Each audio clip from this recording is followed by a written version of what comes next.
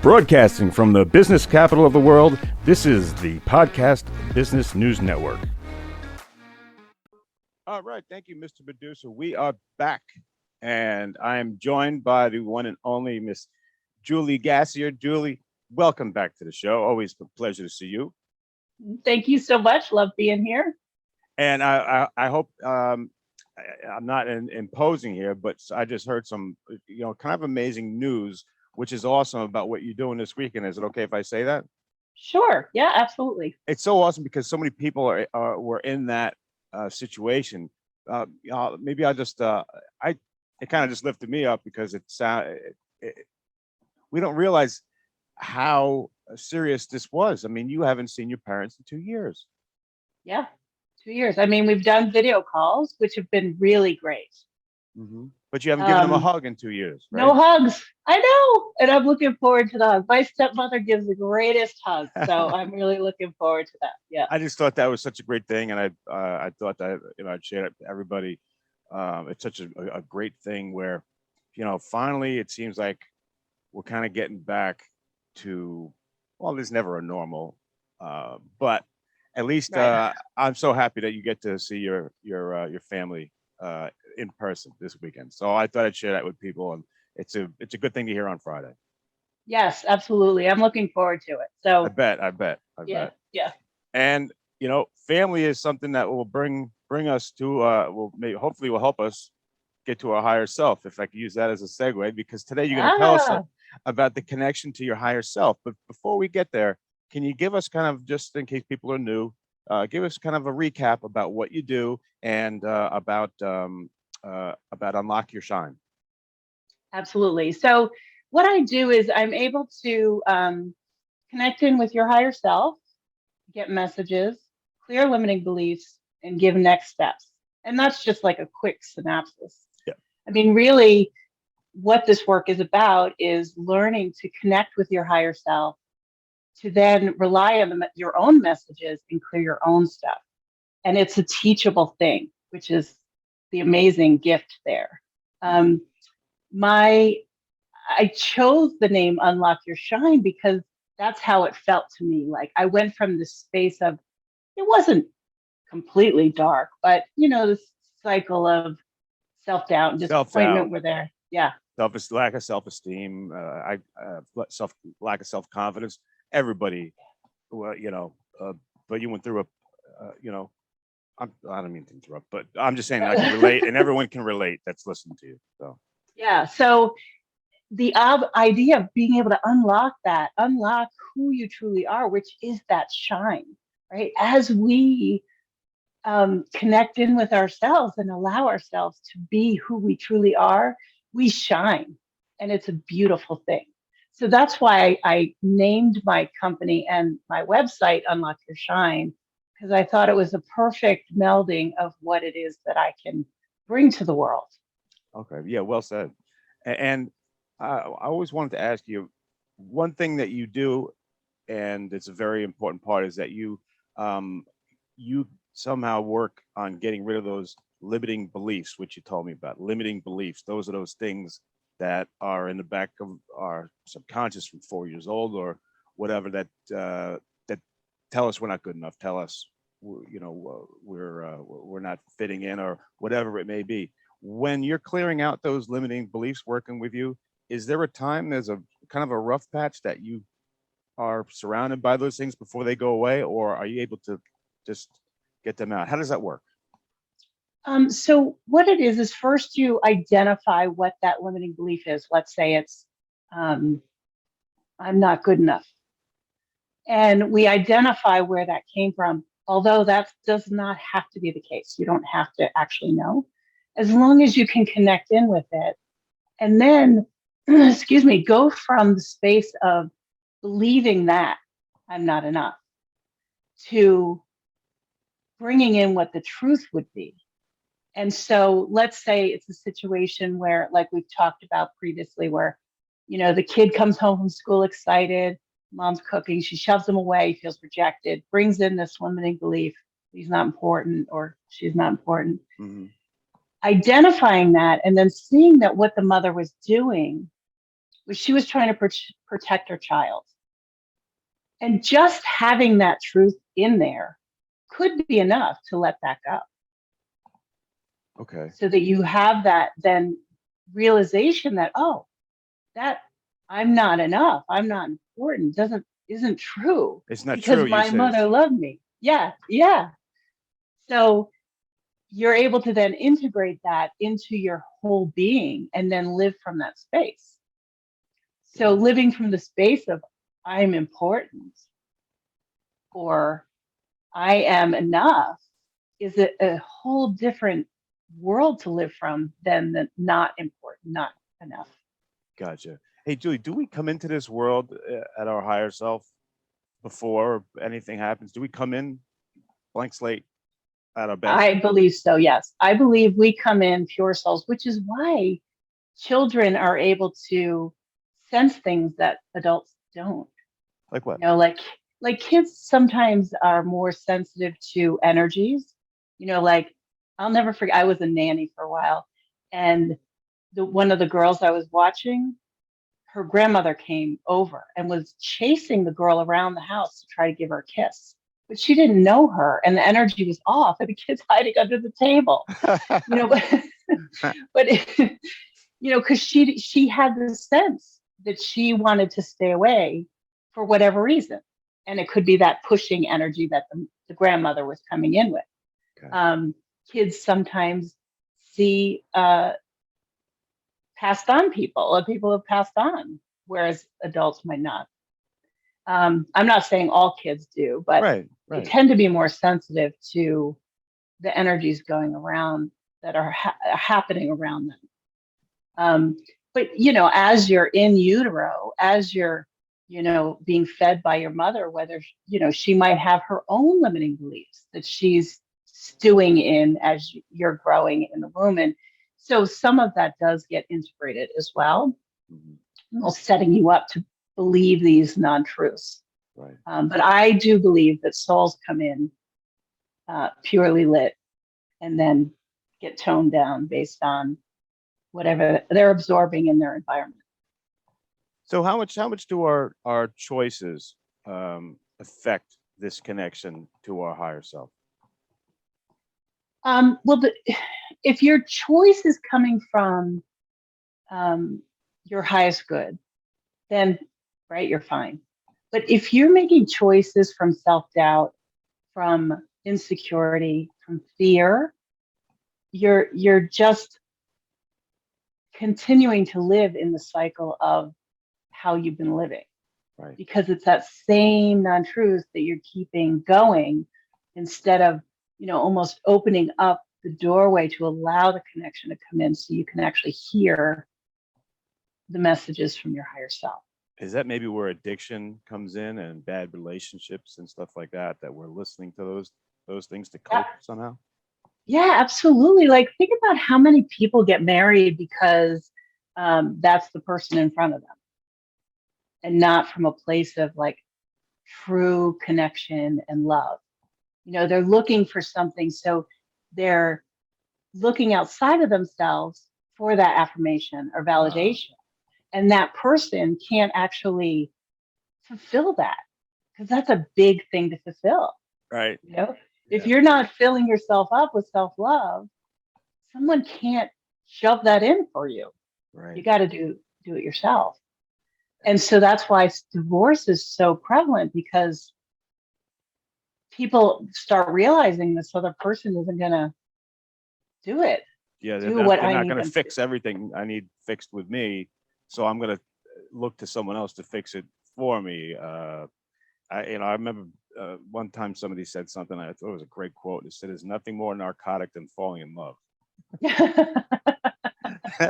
Right? Yeah. Well, so I guess once you connect to that, to your higher self, then you start making the decisions that will bring you to this life that you found, because this is not what you've found your whole life. This is, once you got educated and you started researching this, things changed like 360 for you, right? Yes. Oh yeah. I was so stuck in this cycle, and now I feel like I'm in the flow of life, like, yeah, stuff comes up, but I have the tools now to clear that out and to reconnect in with my higher self. And so let's talk about that a little Yeah, bit. Like, please, how please. do you do that, right? Yeah, yeah. So first, think about, like, you do have a soul. We all have a soul. If it's hard for you to connect with that, you know, there's God. People believe in God. So God is out there creating life, and you might want to be connecting with God. It's however you view your world to get that higher connection, because that's what you're looking for, something less than earthly, right? But you have all this stuff going on, right? You have doubt, you have fear, you have all this. So how do you get into that? And stillness is the start of it, right? You want to get to a place where you can still your mind, quiet everything down, and then hear that little voice, right? It's about trying to get that little voice to get the volume up so that your mind chatter, the volume goes down. So, how do you get into stillness is a personal choice, right? Some people meditate to get to that still place. That was with you. That was big with you, right? Um, I No, I had the mind chatter, and so meditation was very hard for me. Oh wow. Oh, Yeah. I thought that's what kind of that went along with your change. Oh, please go on. Tell me about it. It's interesting. No, I can do guided meditations where someone is actually speaking, and that will get me to stillness, which is good. Actually, for me, the thing that helped get some of the mind chatter out is I do stream of conscious writing. And all that means is just writing everything in your head for as long as you possibly can. And then what happens is some of that chatter starts quieting down, and then I'm able to tune into the messages. Mm. Getting into nature, big one. If you just so sometimes what I'll do is I'll go to the park and I'll bring my paper and I'll just start writing, and I'll just be in, like, the sun. You get a little breeze going on. The trees are there. Like, there's beautiful nature right there to support the stillness, because nature just naturally brings that to us. It allows us to bring self love in. It allows us to bring self belief because it's just being its beautiful self. So it actually elevates us as we are in it.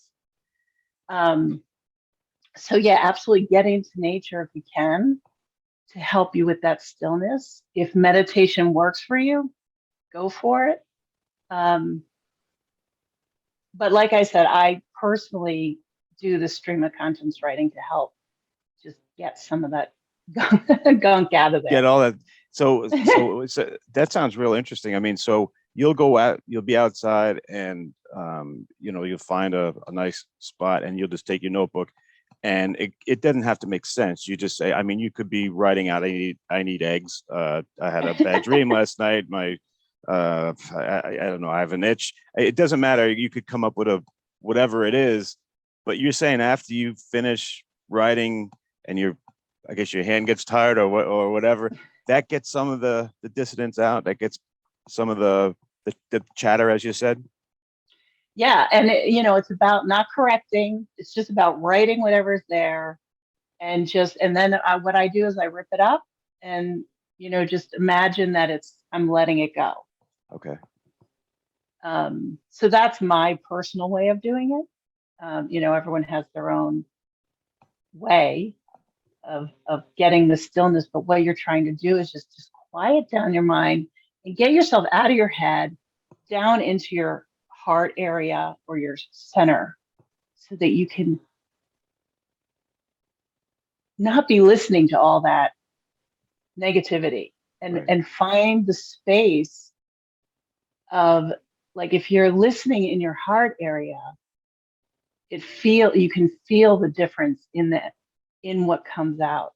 If you just right now just take a breath and imagine your mind being in your heart, it feels different, right? It quiets it down.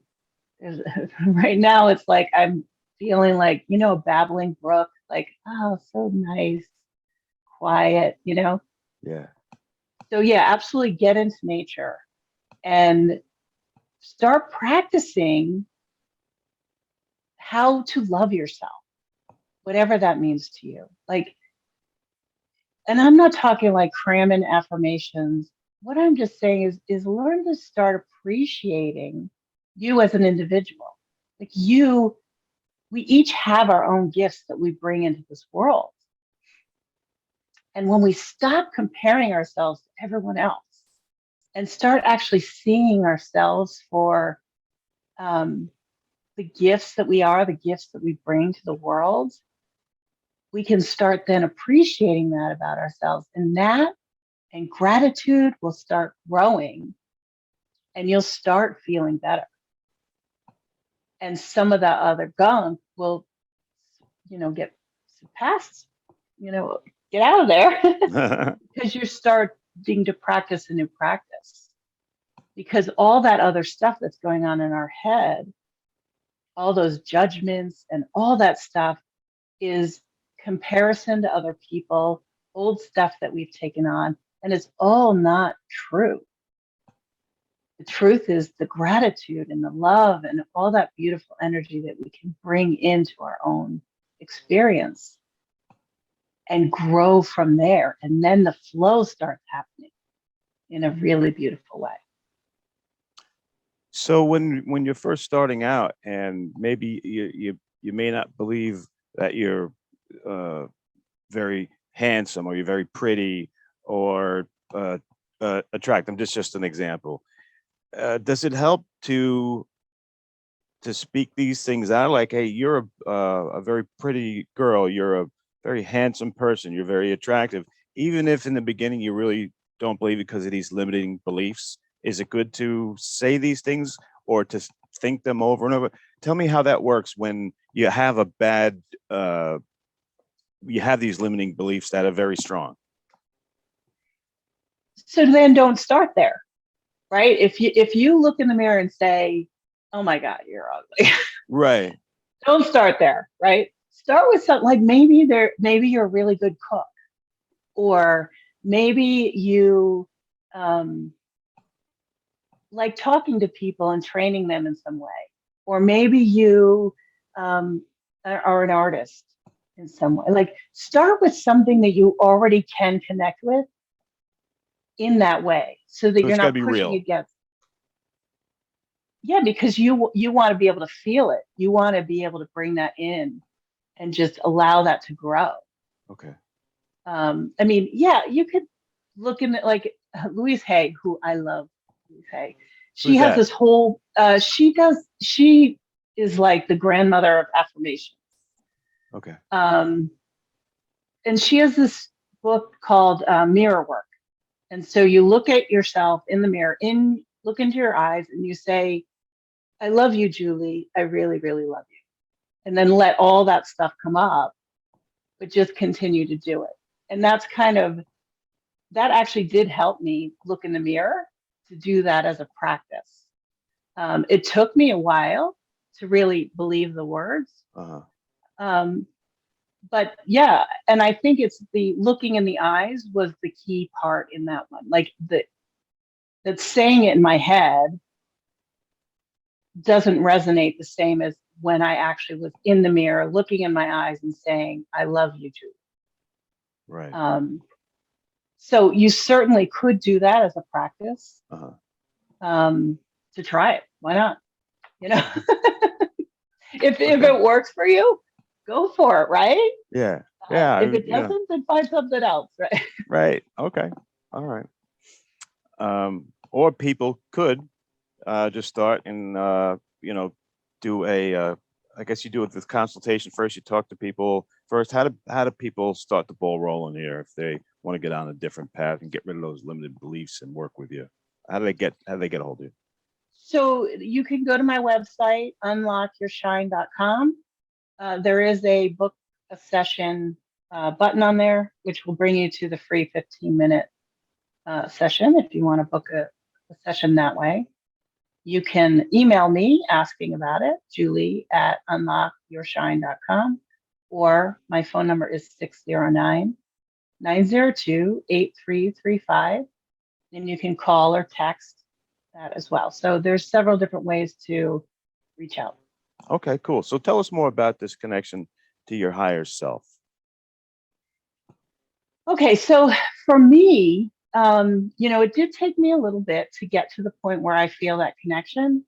And now it's just a natural way of being. I notice the difference when I'm coming from my higher self space or if I'm coming from this negative space. Because after a while, after sitting in the self love and sitting in the space of higher self, that other stuff starts feeling yuckier. We tolerate it because we've had to for our whole lives. But when you start actually feeling how wonderful life could be, that starts really feeling worse. So it's about elevating how you view yourself and elevating how you start seeing the world. So personally, I treat my higher self like a best friend. She's there for me no matter what. Even if I have, yucky thoughts, I could still go and talk it out or write it out, however it shows up for me. And just imagine like someone who really, really loves you, like really unconditionally loves you, is there to just listen and give you a hug, a virtual hug. But that energy of like being hugged from within feels amazing.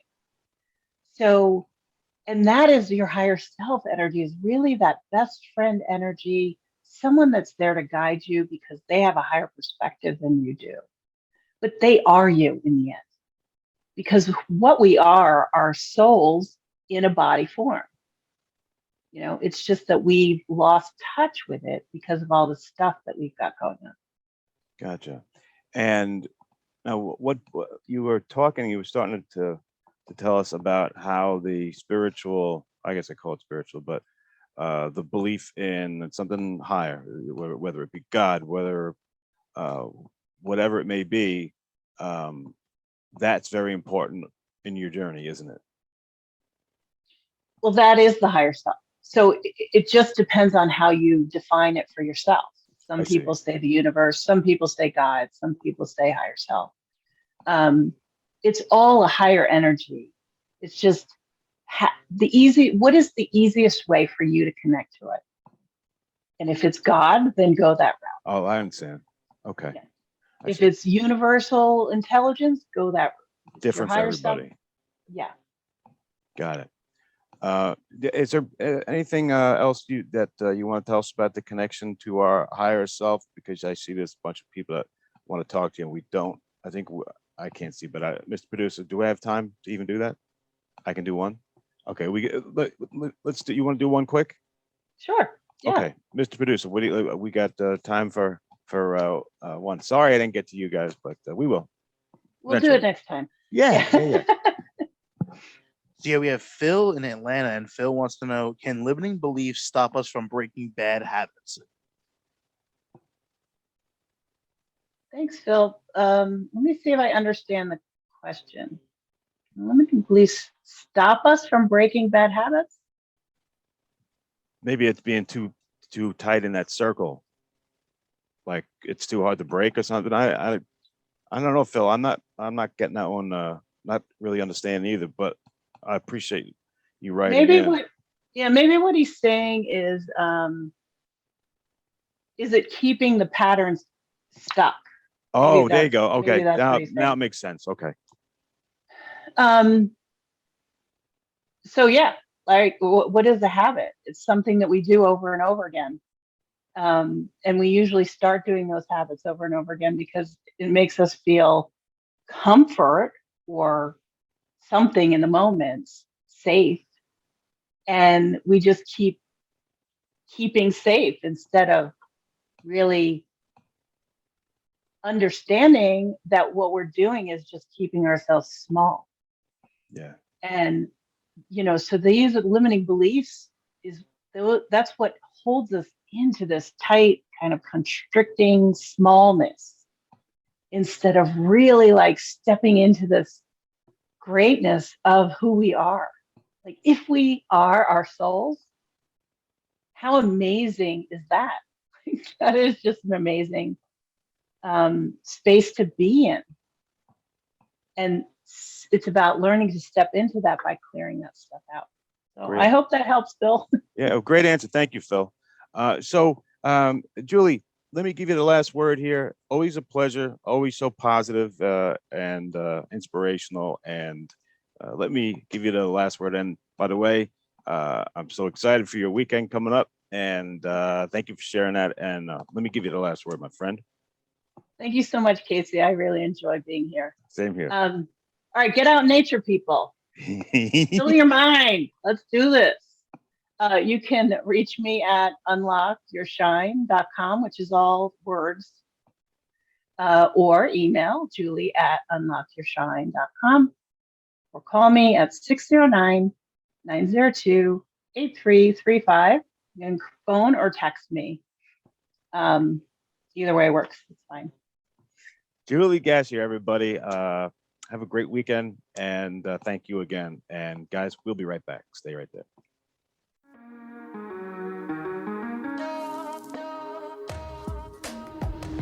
Broadcasting from the business capital of the world, this is the Podcast Business News Network.